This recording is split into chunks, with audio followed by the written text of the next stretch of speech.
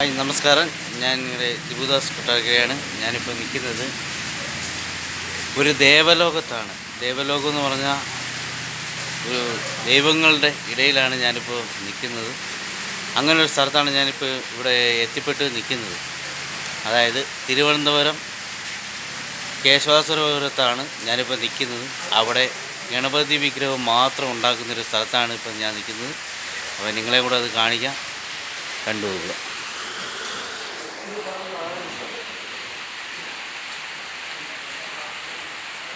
ഗണപതി വിഗ്രഹം മാത്രം ഉണ്ടാക്കുന്നൊരു സ്ഥലമാണ്.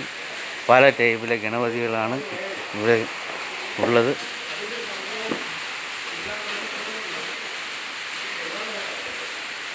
നല്ല അടിപൊളി മനോഹരമായി നിർമ്മിച്ചിരിക്കുന്ന ഗണപതിയാണ്.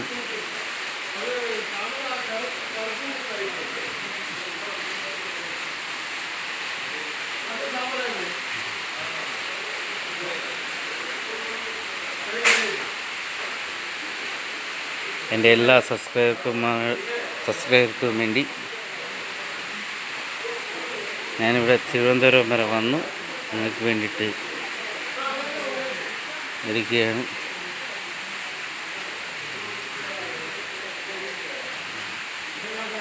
പല ടൈപ്പിലുള്ള ഗണപതി വിഗ്രഹങ്ങളാണ് ഇവിടെ ഉള്ളത്, ചെറുതും വലുതും.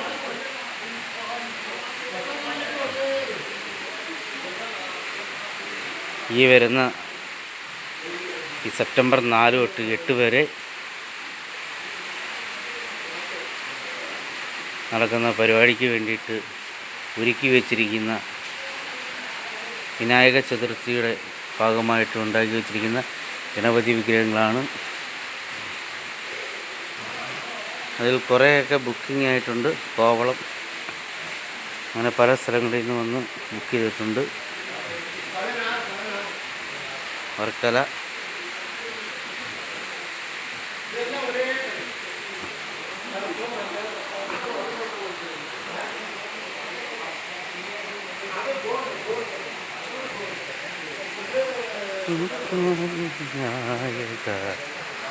വിഘ്നേശ്വര,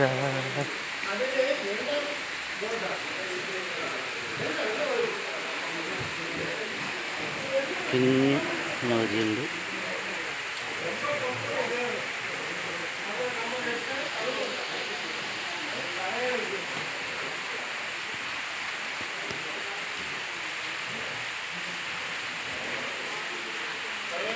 മനോഹരമായ ഗണപതി വിഗ്രഹങ്ങളാണ്.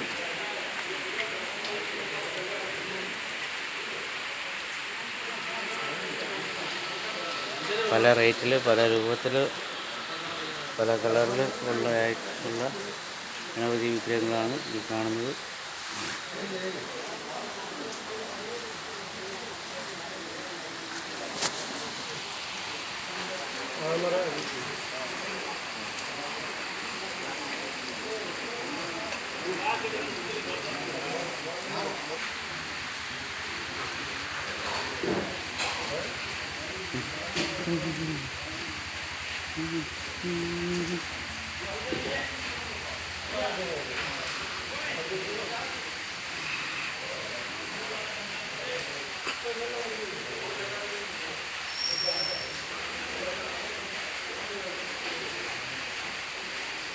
പല കളറിൽ, പല ടൈപ്പിലുള്ള ഗണപതി വിഗ്രഹങ്ങളാണ്.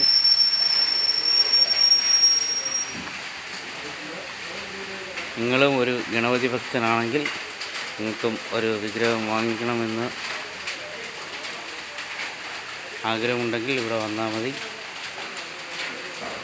സ്ഥലം തിരുവനന്തപുരം കേശവാസുരത്ത് പരുത്തിയറ എന്ന് പറയുന്ന സ്ഥലത്താണ്.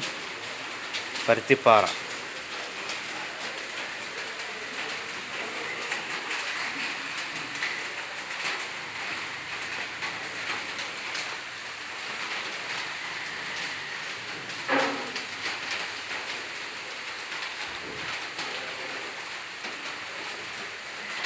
ശ്രീരാമ ഗണപതി.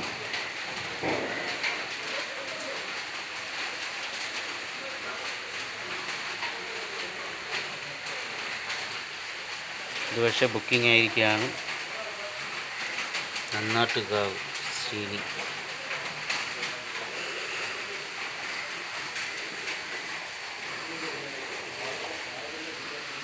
ഇതും അതുപോലെ ബുക്കിംഗ് ആയിരിക്കുകയാണ്. കലഞ്ഞൂർ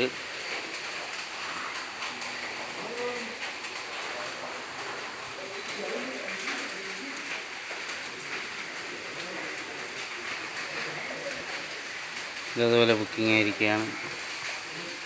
രാഹുൽ പാരിപ്പള്ളി.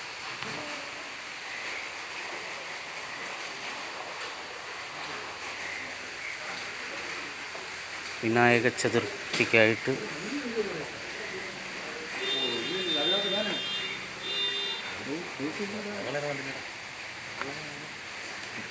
അത് ബുക്ക് ചെയ്യാൻ വന്നിരിക്കുന്ന ആൾക്കാരാണ്.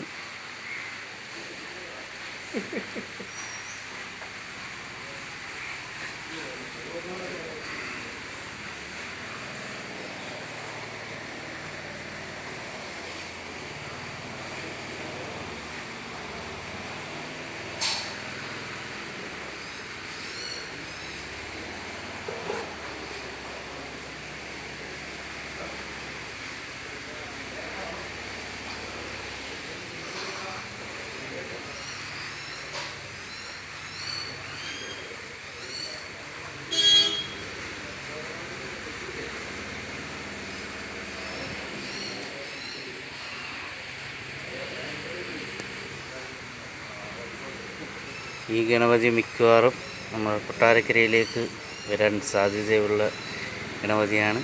ഗണപതി വിഗ്രഹമാണ്.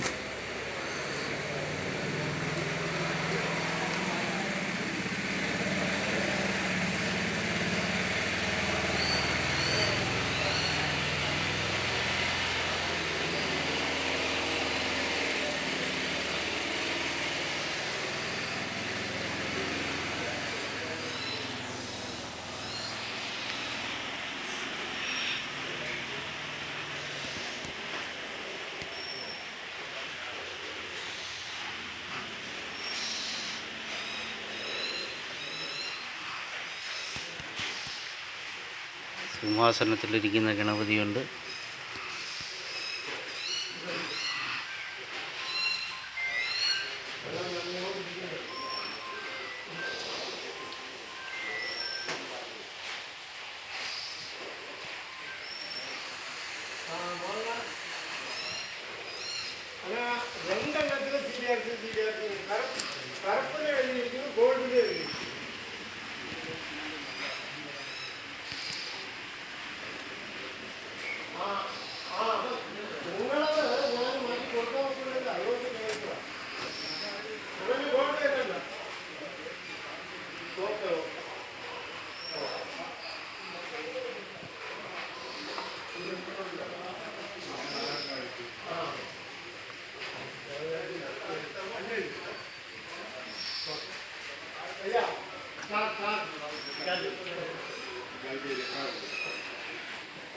സൂര്യനെ പോലെ ജ്വലിച്ച് നിൽക്കുന്ന ഗണപതി.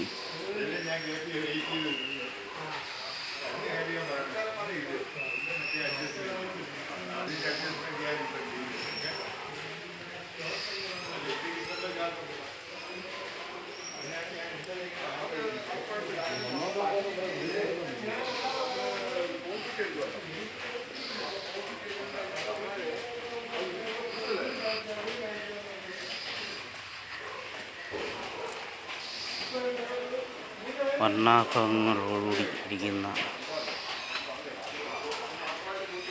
ഗണപതിയാണ്.